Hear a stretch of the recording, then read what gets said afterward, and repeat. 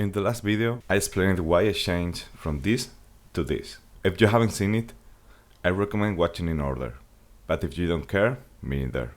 So do whatever you want. What I didn't mention is that the warehouse still needed one last coat of paint and also patching up some cracks. Now it's finally finished and we can start putting in shelves and storing things to finally get a bit of order. The insurance had to fix the drain pipe, so we have a new one. And since they had the floor open, I took the chance to add another drain that I will use later for the kitchen. Then my parents came from faraway city, and one of the things we want to do was install the shower tray in the warehouse. But of course, it couldn't be that easy. At the same time, the shower drain at home broke, so we had to either break the floor or the shower tray. In the end, we decided to replace the old one at home, which was small, old, and was pretty disgusting. Before they arrived, I started by removing the old screen. Unscrew, cut the silicone with a blade, break the blade, pull, and done. A bit of aluminum floor scrap. Now the real job. Removing the old shower tray. The tiles were very loose and falling off. We also broke the pipe from the sink. If that happens to you, no problem.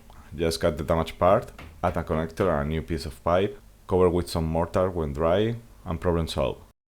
We went to buy some mortar and a new square resin shower tray. Since everything was already open, we also cleaned the pipes with compressed air because they used to clog sometimes. You place the drain where it goes, so you know where not to put mortar. Level it, let it dry. You can use that metal scrap for leveling. Then put the drain back in. After checking the floor is in level, apply Sikaflex, lower the tray, carefully connect the drain, and that's it. Well, not quite. Some tiles broke, so we had to replace them. Since I didn't have the same ones, we bought white tiles that looks good enough. We tiled, let it dry, then added grout. The shower tray ended up taking much longer than I'd like, both in the video and during my parents' visit, so I didn't feel much detail about installing the new glass shower screen. But it looks way better than the old one. Finally, back to the warehouse. Cleaning glue and old paint has been constant, but now it was time to do the plumbing. The pipes will stay visible, so we had to measure carefully where to put each clamp, outlet, elbow, and any other thing. Lots of measuring, marking, drilling holes, putting in plugs and screws. Once everything was in place, we used this machine to seal the connection.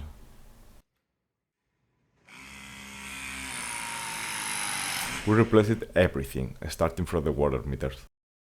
When it was all ready, we opened the water to test. Everything worked. The pipes are still a bit crooked, but I will straighten them later after painting.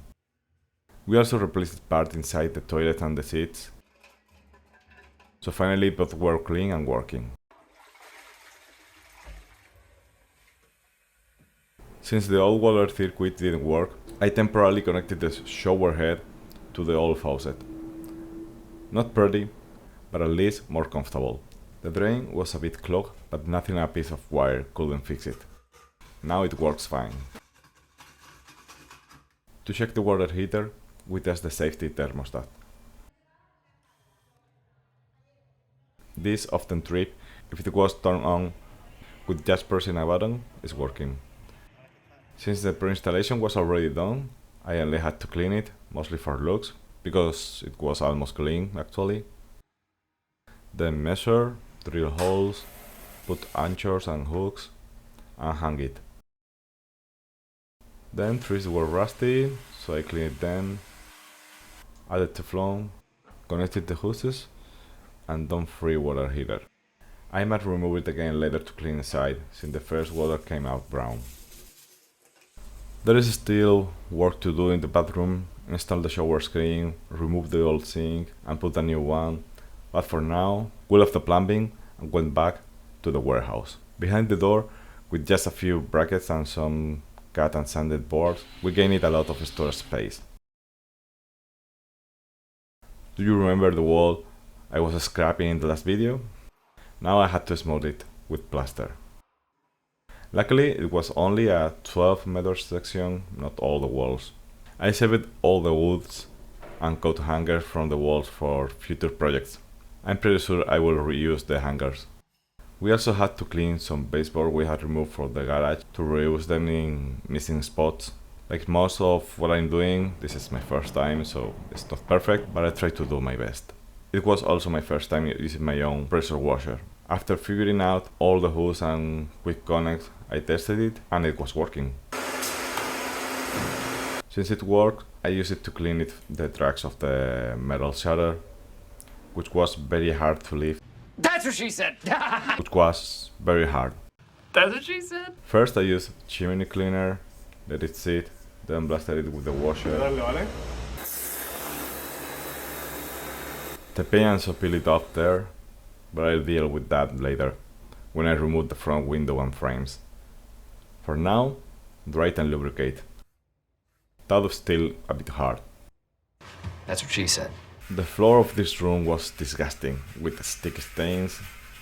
I scraped off the thick parts, sweep well, then clean it with a mix of oxygen-based cleaner that actually worked. Maybe I should have worn a mask. But it's been a few weeks and only one tooth has fallen out, so I guess I'm fine. For a long time the job has mostly been repairing and smoothing the walls to prepare for painting. Lot of small jobs, cutting pipes, removing the old AC controller. Honestly, this is what takes the most time and it's boring to watch. The good part is we have one more helper now, and Julia now can clean ladders. And not only that, she can also mix plasters, apply it and do the grout. So let's work for me. Llénale bien ese de ahí. Que lo grabe. Por abajo. Ahí está. Ahí está. I also brought my motorbike into the warehouse from some repairs, so we'll see it around.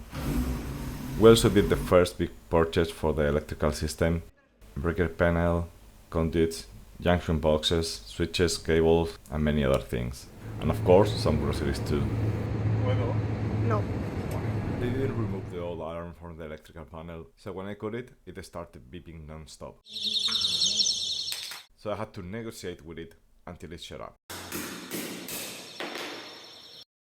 I will keep the mechanism in case I can reuse it, so I just disconnect the battery.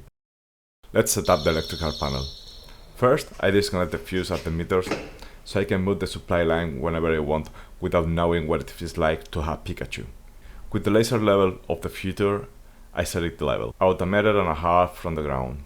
I realized I first have to remove the front part, which has 4 screws, and now I can mark where the holes go. Then the same loop as always, drill, wall plug, and screw, unless you still haven't reconnected the fuse. We make holes where we want to place the conduits. I think there is a specific tool, but I use the whole saw. And now yes, back to the drill, plug and screw. We lower the fuse again to assemble everything. Since I already had the breakers installed and connect, it was just a matter of, with the supply line disconnect, moving them from one panel to another. And then reconnecting the supply line. I was going to stop there, but I wanted to see how the conduit look. So I put in a couple of outlets to check how they fit and to make it more comfortable to use. The process, as always, level, measure, drill, plug, screw. Then you connect the wires the way they should be. Then the wires through the conduits, put in the conduit and close everything, and that's how this section looks like. I like how it looks, but installing the whole electrical system is going to be a lot of work. But you will see this in the next video. For now, there's not much more to show, since most of it is still wall preparation. Next time, we'll see the painting, lighting, start working on the bathroom, we'll read about the sink, pipes and mirror, and hopefully the city will have granted the driveway permit, so we can start with the entrance. I know I promised Cockroaches for the video, but since I killed them all in the last one, here are just occasional dead ones we still find around. See you next time.